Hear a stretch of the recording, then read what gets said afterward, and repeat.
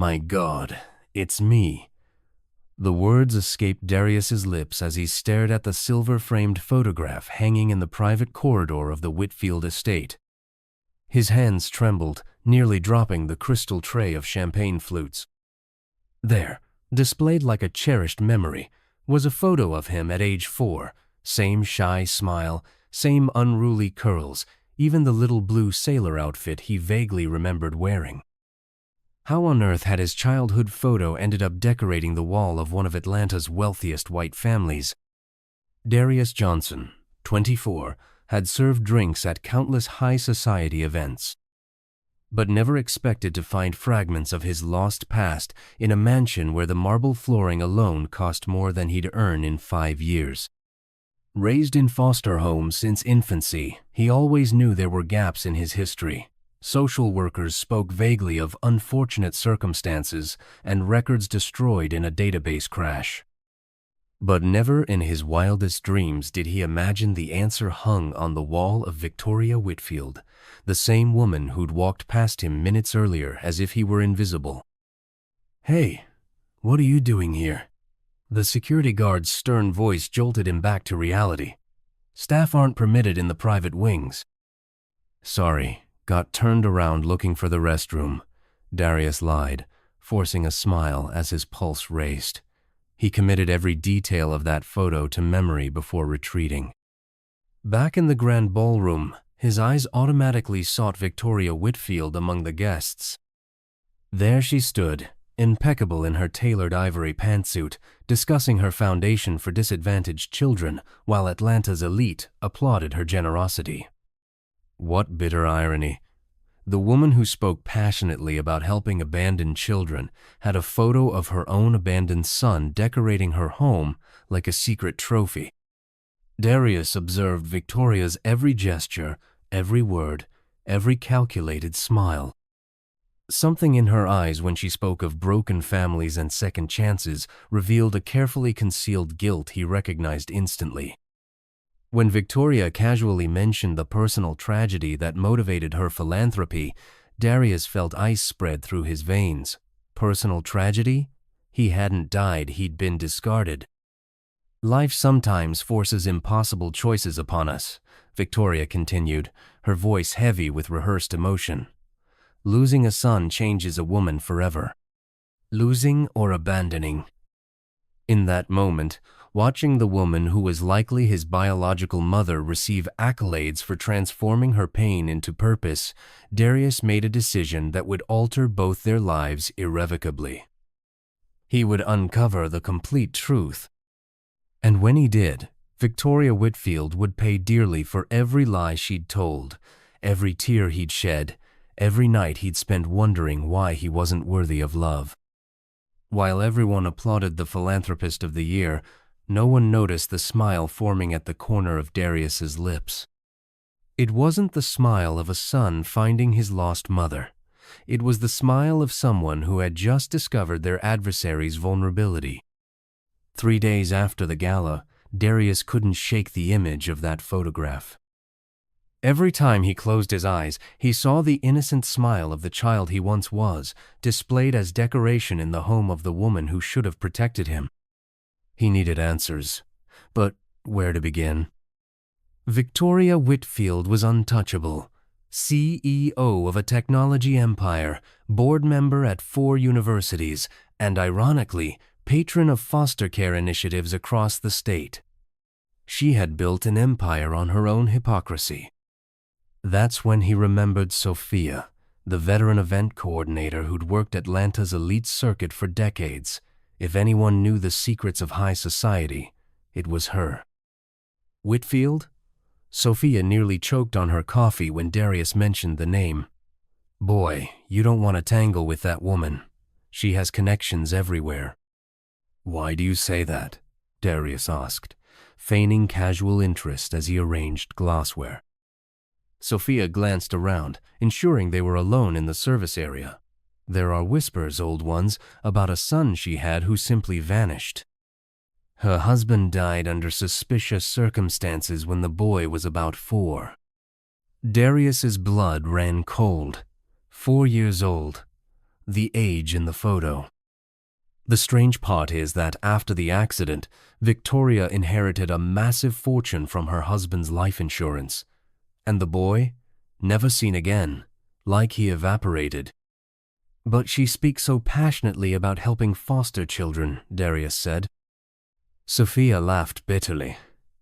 Of course she does. Nothing cleanses a guilty conscience better than a charitable foundation with your name emblazoned in gold letters. That night, Darius created anonymous profiles and began investigating. He discovered Victoria had married twice after her first husband's death, always to significantly younger men who signed ironclad prenuptial agreements. Neither marriage lasted more than 18 months.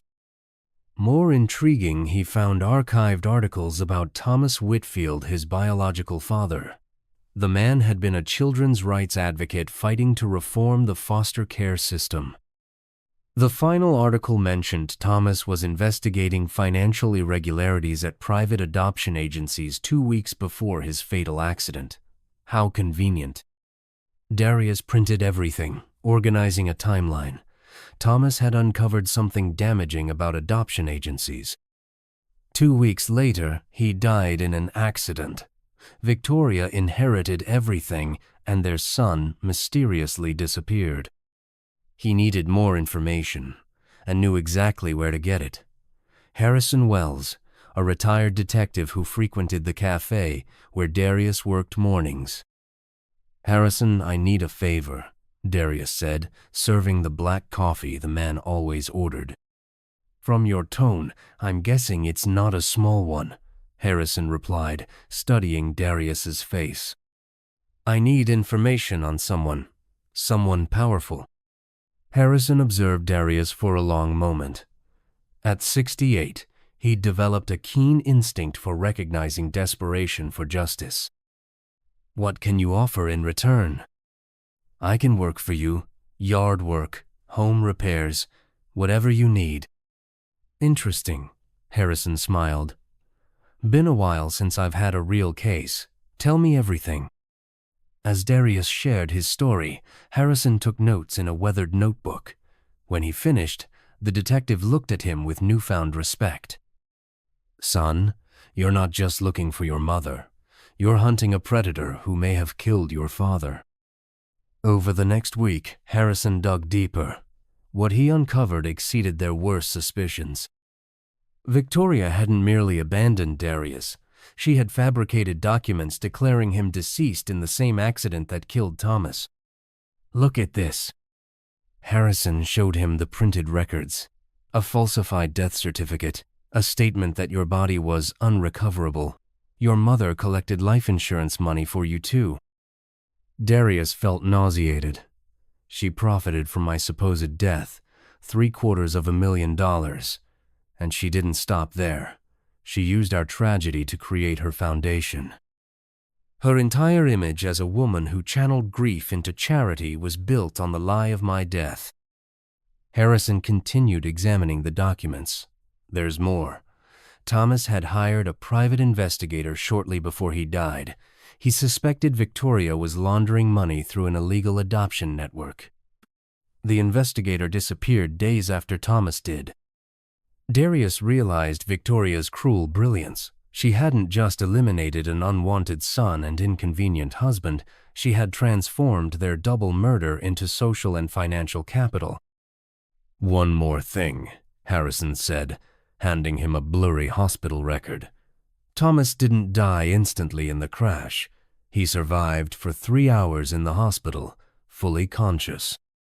Before he died, he told a nurse to protect the boy from her." Darius felt tears burn his eyes. His father had died knowing his son was in danger, but if Victoria thought he was a dead child, long buried, she was about to discover that some ghosts returned to haunt you. Harrison handed him a folder filled with evidence. "Everything you need is here. But Darius, this woman is dangerous. If she killed your father for his inheritance—" "She won't harm me," Darius replied with surprising calmness, "because she doesn't know I exist." "And that would be his greatest advantage." While Victoria Whitfield continued her life as a lying philanthropist, believing all her secrets safely buried, Darius planned the most dramatic family reunion of her life. He had already decided how he would do it. At her foundation's upcoming charity gala, ironically a fundraiser for foster children, Victoria Whitfield would discover that death sometimes has a very particular way of collecting its debts. The Whitfield Foundation's annual gala for foster children was in full swing. Victoria stood on stage discussing second chances and the transformative power of a mother's love, while Atlanta's elite applauded her inspiring generosity. Darius, dressed in server's attire, circulated the room with champagne and a smile that concealed 20 years of accumulated rage. Today, Victoria Whitfield would finally meet her son. Ladies and gentlemen, Victoria continued her polished speech. As someone who tragically lost a child, I understand the pain these children carry. That's why our foundation. That's when Darius approached the stage and took the microphone from an assistant. "Excuse me, Miss Whitfield. May I ask you a question?" The silence was immediate and heavy. Victoria regarded him with poorly disguised irritation. "Young man, shouldn't you be serving drinks?" "Certainly, but as the child of foster parents, your speech moved me deeply." Darius stepped onto the stage, ignoring the murmurs rippling through the audience. "Especially when you mentioned losing a son. Could you elaborate on that?" Victoria forced a smile. "It was a personal tragedy. I prefer not to discuss details." "That's unfortunate." Darius activated the microphone. "Because I have some fascinating details about your lost son." Victoria's expression transformed instantly. Her eyes narrowed as she studied Darius's face. For the first time, she truly saw him.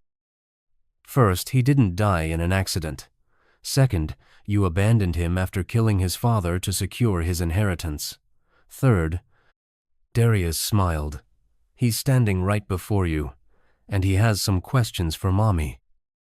The color drained from Victoria's face. "You can't possibly be Darius Thomas Johnson, or rather, Darius Thomas Whitfield, your son whom you declared dead to collect $750,000 in life insurance." The audience erupted in whispers. Victoria lunged for the microphone, but Darius sidestepped her. "Ladies and gentlemen, shall we get acquainted with the real Victoria Whitfield?" Darius withdrew a thick envelope. "Here are the falsified death certificates she created for me and my father. Here are the life insurance payments she received for our deaths." He held up an enlarged document, Thomas Whitfield's autopsy report showing he didn't die in the crash. He was poisoned while in hospital care. Victoria staggered. That's absurd. Slander."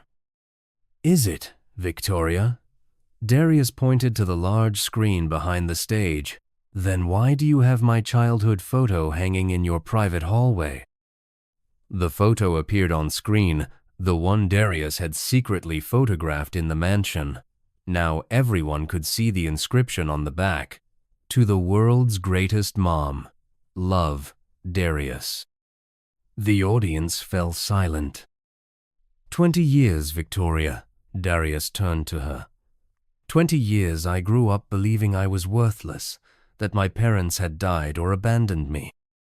Meanwhile, you used our tragedy to construct your image as a philanthropist, making millions in donations that never reached actual children. Harrison appeared at the edge of the stage, signaling that he was recording everything. "But you know what's truly ironic?" Darius laughed.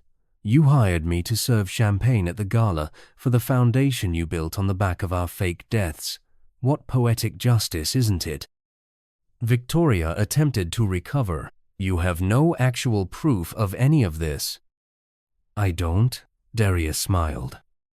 "Members of the press, did you receive the files I emailed 15 minutes ago, including recordings of Victoria admitting to her attorney that she resolved the problem of her husband and son?" Journalists' cameras began flashing frantically. Victoria looked around, watching her reputation disintegrate in real time. "You," she whispered, finally comprehending the extent of the trap. "You orchestrated all of this?" "Of course I did. You taught me that revenge is best served cold. And Mother," Darius savored the word, 20 years is plenty of time to chill. The audience began rising and departing, many already canceling their donations on their phones. Victoria stood on stage alone, watching her entire life crumble as her dead son regarded her with the same coldness she had shown him 2 decades earlier. "Oh, and Victoria," Darius stepped down from the stage. "You'll be delighted to know the FBI is currently en route to arrest you for insurance fraud, murder, and money laundering. They found my evidence quite compelling." As sirens wailed outside, Victoria Whitfield finally understood that she had gravely underestimated the son she thought she had buried forever. 6 months after Victoria Whitfield's arrest, Darius sat in the office that had once belonged to the woman who had attempted to erase his existence. The nameplate on the door now read, "Thomas Whitfield Foundation, Executive Director, Darius Johnson." The FBI had frozen all of Victoria's assets after discovering that only 14% of the foundation's donations actually reached foster children. The remainder financed the lavish lifestyle of a woman who had built her empire on corpses and deception. "Ironic, isn't it?" commented Harrison, now officially consulting for the foundation.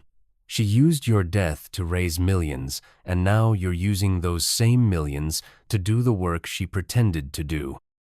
Darius smiled as he signed a check for the construction of the 4th new group home. The funds confiscated from Victoria would be used exactly as she had always promised, but this time genuinely. The transformation in Darius's life had been dramatic and public.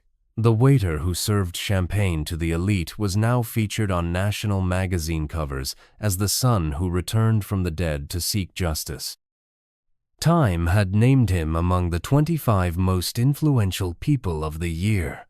Television programs competed for exclusive interviews about how he had exposed one of the country's largest charity fraud schemes. "You've become more renowned than she ever was," laughed Sophia, the former event coordinator who now managed the foundation's fundraisers. "Victoria Whitfield spent decades building a reputation, and you dismantled it in 20 minutes. And what a dismantling it had been. Updates about Victoria arrived regularly from the prison system, each more devastating than the last. Her former business partners had filed lawsuits to recover the $12.3 million they had invested in the fraudulent foundation. Her 2 ex-husbands had violated their confidentiality agreements and were publishing tell-all books, Married to Malevolence and How I Escaped a Killer. More importantly, Darius had discovered his true family. During his investigation, he learned that Thomas had a brother, David, who had searched for Darius for years before giving up, believing his nephew truly dead. "You have his smile," David had said at their first meeting, holding an old photograph of Thomas. "Your father would be immensely proud of the man you've become." David had become more than an uncle. He was the family Darius never knew existed. Together, they had compiled a comprehensive file on Thomas, documenting his advocacy work and his fight for children's rights. The investigation Thomas had initiated into corrupt adoption agencies was now being conducted by the FBI, resulting in 53 arrests and the closure of 15 illegal operations. "Thomas didn't die in vain," David said during one of many evenings spent organizing his brother's documents. "He planted seeds that you've nurtured into an entire forest." Victoria, meanwhile, faced a starkly different reality. Sentenced to 30 years for murder, fraud, and money laundering, she had lost not only her freedom, but her entire fortune, which had been seized for restitution. Her high society friends had vanished, and her reputation was irreparably destroyed. The letters she attempted to send Darius always returned unopened. In one, which Harrison had intercepted, she wrote, "I was young and desperate when this happened. If you truly are my son, please forgive me. I can explain everything." Darius had shredded the letter without finishing it. Forgiveness was a luxury murderers didn't deserve. But the true measure of Darius's success wasn't in headlines or financial statements. It was in the 23 letters he received monthly from children whose lives had been transformed by the Reformed Foundation. "Darius, I received a scholarship to study law at Emory," wrote 17-year-old Zoe. "Thank you for showing me that our origins don't determine our destinies." "You inspired me to become a social worker," said another letter from a 15-year-old boy. "I want to protect children like you protected your father's legacy." "Thanks to the foundation, our family is finally reunited after 6 years apart," wrote a father. "My children are home." In an interview on 60 Minutes 6 months after Victoria's arrest, when asked if he harbored anger toward his biological mother, Darius considered carefully before answering. "Anger is a luxury I can't afford. Victoria Whitfield inadvertently taught me the most valuable lesson of my life, that our beginnings don't define our endings. She tried to erase me from history, but only gave me a blank page to write my own story." The program showed remarkable footage of the new foundation in action. 4 modern group homes, 250 children receiving quality education, 107 families reunited, and 183 young adults receiving college scholarships, all funded by money Victoria had stolen, believing she would never be discovered.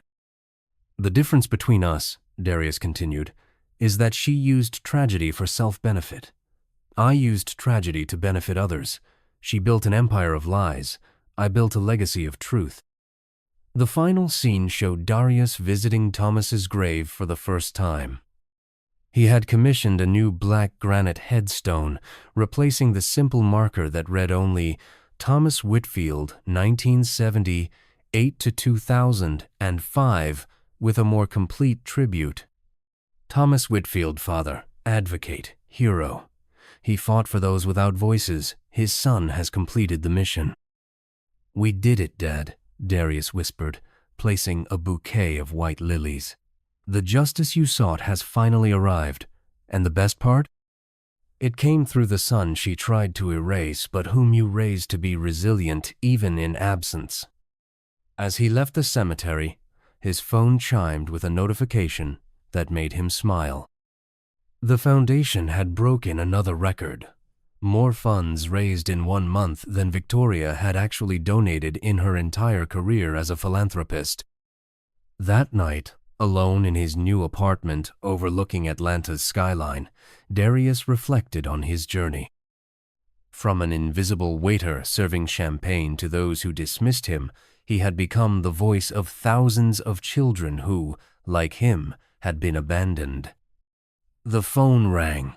It was David, his uncle, calling as he did every evening. "How was your day, son?" "Transformative," Darius replied, gazing out at the city that now knew him as a hero. 40 more children were placed in permanent homes through our program today. How about yours?" "I finished organizing Thomas's research. We're publishing a book about his work." Darius smiled. Even in death, his father was still saving lives. The greatest revenge hadn't been destroying Victoria Whitfield, though that had been profoundly satisfying.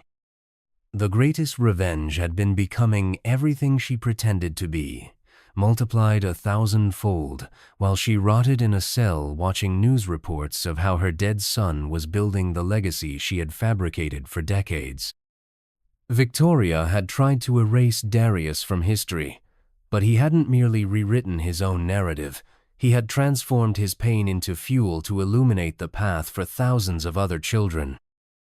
Today, while Victoria counts days in a cold cell, waking to the clang of metal doors and sleeping on concrete, Darius wakes each morning in Egyptian cotton, knowing he's living the life his father dreamed for him.